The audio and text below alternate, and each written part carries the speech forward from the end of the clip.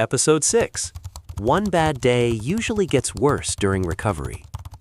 A bad day usually does not ruin a whole week by itself. What makes the problem bigger is what happens afterward. You have one rough day, and then the rest of the week starts feeling strange, even though nothing huge happened. That is the part that confuses people. They think the damage came from the bad day, but a lot of the time, the real damage comes from the recovery. For example, you might wake up late, miss your first work blog, skip a workout, or lose an evening you plan to use well. On its own, that is frustrating, but still manageable. The bigger problem starts when the day begins to feel wasted. Once that feeling shows up, people often stop managing the rest of the day carefully. They stay on their phone longer, put off sleep, and start telling themselves that tomorrow has to be the day that fixes everything. That sounds reasonable, but it usually creates a heavier problem. The next morning no longer feels like a normal morning. It feels like a test. It feels like a day that has to repair yesterday, catch up on what was missed, and prove that things are back under control. That kind of pressure makes it harder to begin, especially when you are already tired. So this episode is about how to stop that pattern early. The goal is not to have perfect days. The goal is to keep one bad day from recruiting the next one. LifeBug 0.6. Trying to fix everything at once makes the week worse. After a bad day, a lot of people react by trying to repair too much too fast. They wake up the next morning already thinking about everything that went wrong, everything they missed, and everything they now need to make up for. That puts them in a bad position before the day has even properly started. Instead of building a clean and usable plan, they build a heavy one. They decide that today has to be different. They tell themselves they need to wake up properly, work better than usual, undo the lost time, get back on schedule, and feel focused again right away. The problem is that the person trying to do all this is usually starting from less energy, not more. They may have slept badly, spent too much time on their phone the night before, or gone to bed already stressed. This is where the slide usually happens. The plan is too heavy, so the first step gets delayed. Then the delay creates more pressure. Because there is now more pressure, even small tasks start to feel unpleasant. People then do what tired and discouraged minds often do. They avoid the hardest thing, look for something easier, and spend too much time drifting. That is why one bad day can quietly become several. The week does not usually fall apart because of one missed day. It starts slipping when the recovery plan becomes so big that it is hard to enter. At that point, the bad day is over, but the reaction to it is still causing damage. LifePatch 0.61. Write a short reset note before bed. The first fix is to stop tomorrow from turning into a vague emotional mess. Before you go to bed, take 5 minutes and write a very short reset note. Do not journal for half an hour, and do not write a dramatic plan for the whole week. Just write 3 things in plain language. First, write what got missed today. Second, write what still actually matters tomorrow. Third, write the first task you will do, and make that task small enough to begin without a fight. This matters because after a bad day, everything starts to feel equally urgent. That is usually not true. Some things were missed and can wait. Some things still matter and need attention. Some things only feel loud because you are frustrated. Writing a short reset note helps separate those categories.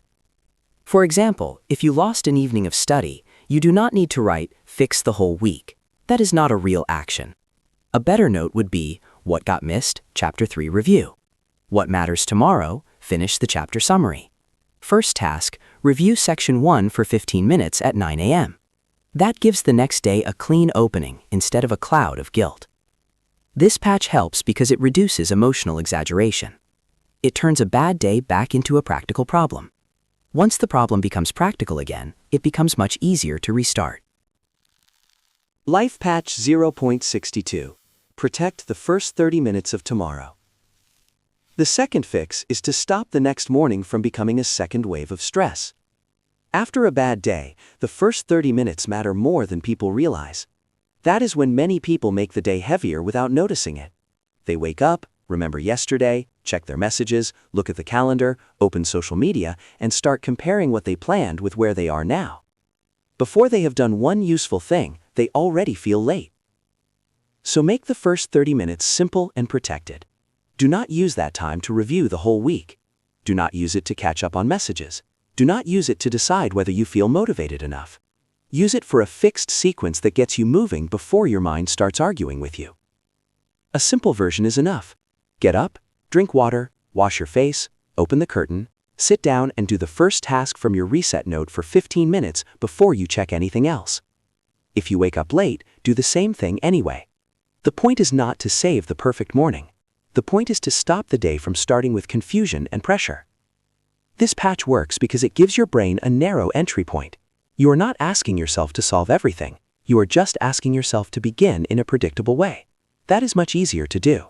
And once the day has a real start, it becomes less likely to collapse into drifting. LifePatch 0.63. Run a minimum day instead of trying to make up for everything. The third fix is to stop asking the next day to carry too much weight. When people feel bad about losing a day, they often try to make the following day do the work of 2 or 3 days at once. That sounds disciplined, but it usually backfires because the day starts feeling like punishment. And when a day feels like punishment, avoidance becomes much more attractive. A better approach is to run a minimum day. A minimum day is not a lazy day, and it is not giving up. It is a day with a smaller job. Stop the slide, restore rhythm, and get one solid step done.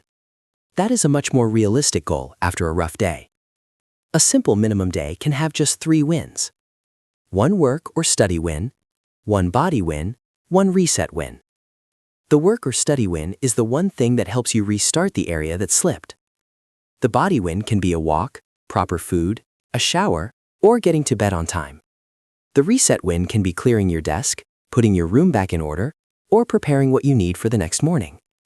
For example, if yesterday was lost, tomorrow does not need to be a heroic comeback.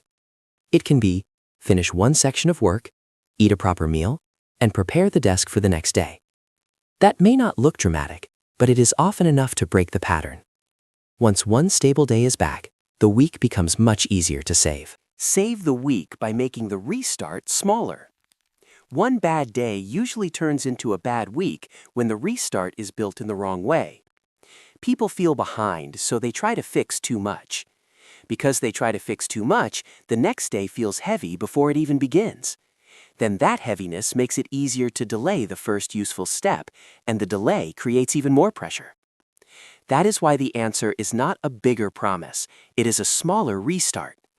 If you write a short reset note before bed, protect the first 30 minutes of the next morning, and run a minimum day instead of trying to make up for everything, you remove a lot of the pressure that keeps the pattern going. This does not solve every problem in life, but it does solve a very common one. It gives you a clean way back in after a rough day, and that is usually what people need most. Not motivation, not guilt, not a dramatic comeback, just a restart that is small enough to begin and solid enough to stop the week from sliding further. A bad day is frustrating, but it does not automatically deserve the next day too. A smaller restart is often what saves the rest of the week.